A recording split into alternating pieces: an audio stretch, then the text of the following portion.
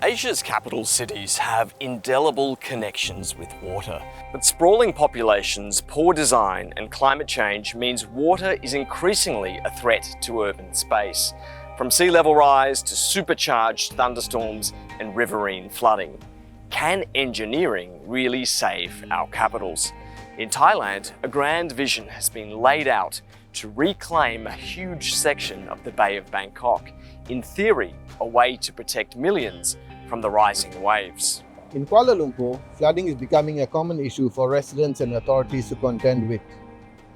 Located along several rivers, the city is vulnerable to waterlogged streets and property damage during heavy thunderstorms. Probably no city in Southeast Asia has a more vexed relationship with water than Jakarta. As the metropolis rapidly sinks, Indonesia is moving its capital to a new city more than 1,200 kilometers away. For the millions left behind, water issues are not going away.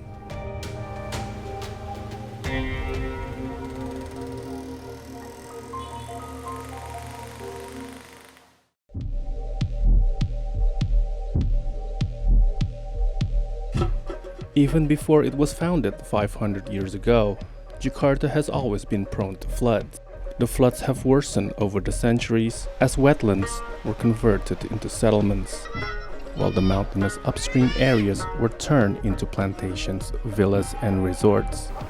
And the over-extraction of groundwater has led Jakarta to sink at a rate of between 1 to 25 centimeters a year, which is why much of Jakarta's coastal areas are now below sea level.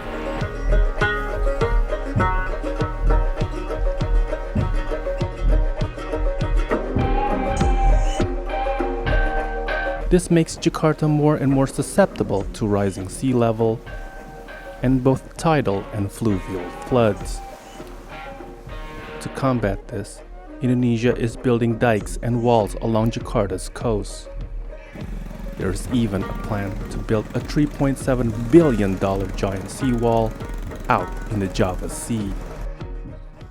Dibuatlah konsep untuk menjaga Jakarta dari ancaman pasang laut, ya, kenaikan permukaan air laut dan masalah penurunan permukaan tanah, maka dibuatlah konsep tanggul laut. Pertanyaannya, tanggul laut ini dibiayai oleh siapa?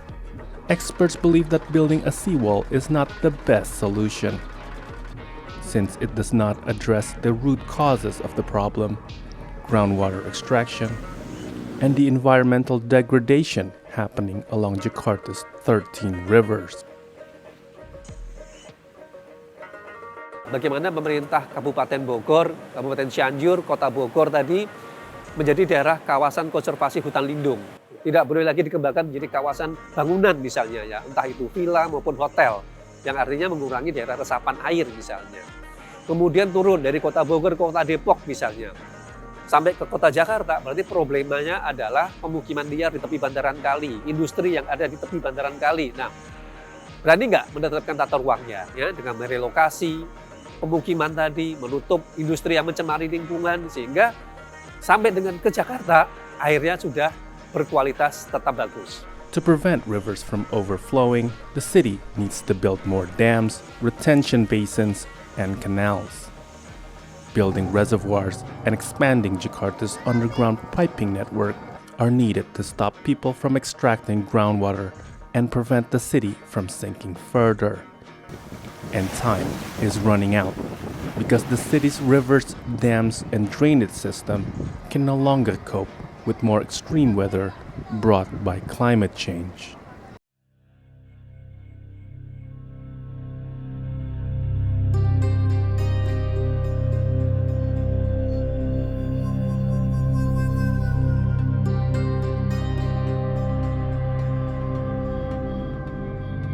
On the coastline of the Gulf of Thailand, this marker used to indicate the edge of the land.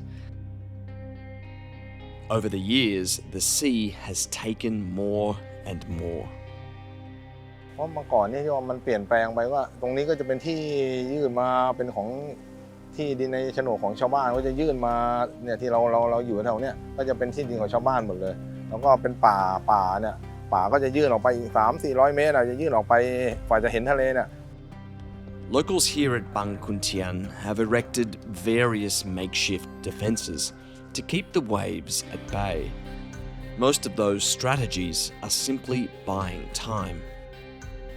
กลัวครับเพราะมันไม่มีอะไรที่มันจะมาต่อต้านมันได้เลยครับคลื่นมันมาทีก็มันมาเยอะเดือดร้อนคือไต้ฝุ่นมาทีคลื่นมาทีก็ชาวบ้านเขาเดือดร้อนกันทั้งทั่วครับ The odds and the science are not in their favour, and the threat extends to Greater Bangkok, the megacity on the horizon.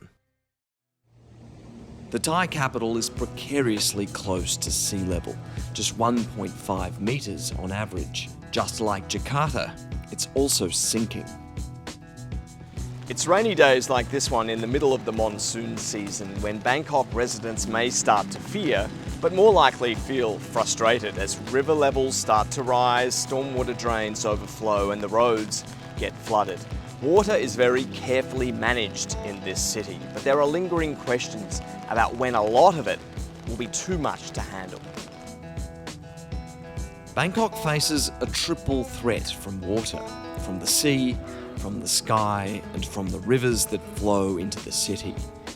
Forecasts for the future are alarming. By 2030, it is projected that if there's no action taken from now into the future, 96% of Bangkok area, Bangkok metropolitan area, will be having or facing severely a coastal flooding impacting economic development for Bangkok, more than 500,000 million Thai baht, which is accounted for more than 10 or 20% of GDP for Thailand. A mega project was recently refloated by Thaksin Shinawatra, political doyen and the father and advisor of the current Prime Minister Paetongtarn Shinawatra. Called the Pearl Necklace, it would consist of a string of 9 artificial islands that would act as a barrier to the rising seas. It's a radical proposal that would involve massive offshore construction. อ่าวไทยตอนในที่จะสร้างเนี่ยนะครับยาวประมาณ100 กว่ากิโลมันก็มีทางเลือก2 ทางนะครับทำเขื่อนมันเลย100 กว่ากิโลชิ้นเดียวเลยแล้วก็มีประตูน้ำเอากับ2นะทำเป็นเกาะ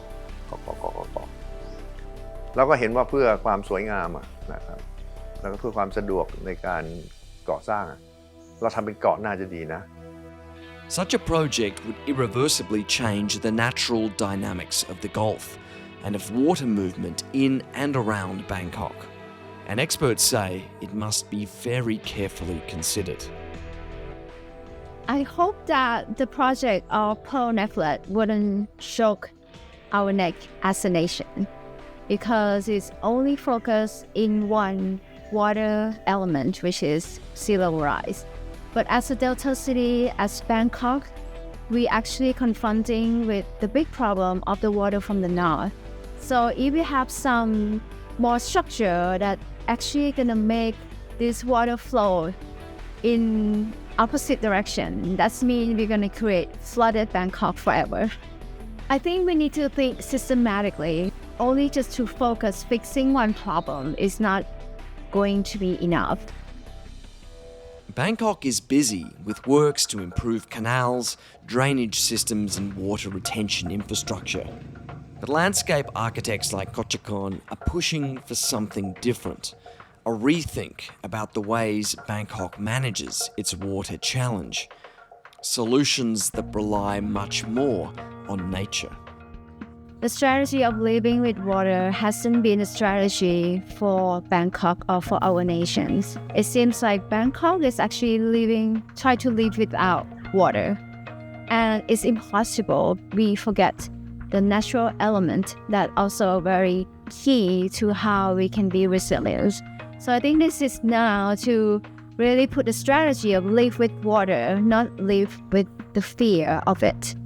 Bangkok has grown breathlessly over the past few decades. It was built on a floodplain which can no longer function like it used to. So much of the water is now controlled, managed and funneled through built human infrastructure. It's like the increase of the concrete or paved area is all over the used to be the nature area. The problem in this year today is to talking about the flooding and the things that happen in the future that we already don't know what exactly it would be. People always think about the new thing that come to help, new technology. But to me, I think the things that we have in the past can guide us to something that we can help in the future, because people in the past, they know how to live with it.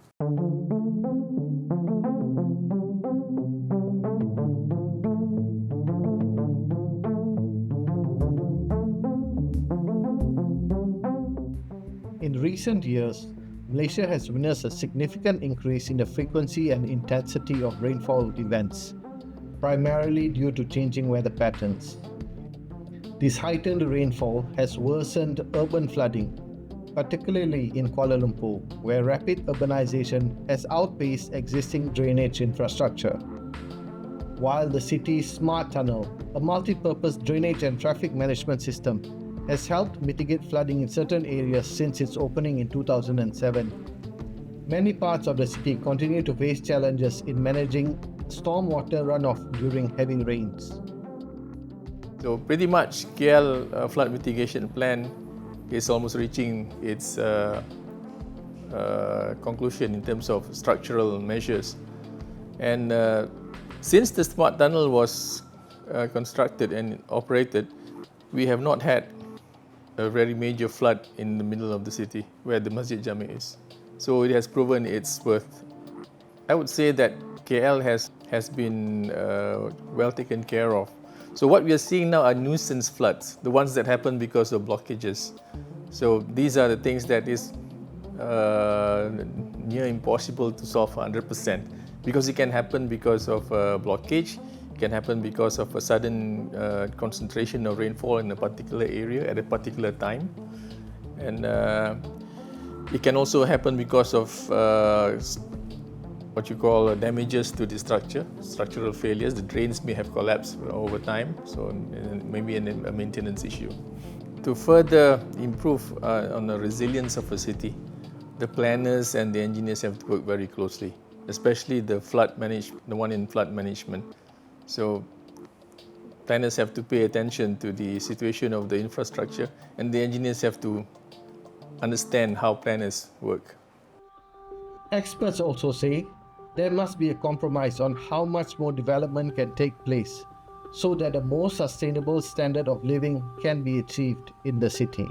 The challenge of future-proofing Kuala Lumpur against extreme weather events is a complex one, requiring a multifaceted approach that involves improved drainage systems, flood prevention measures, and sustainable urban planning.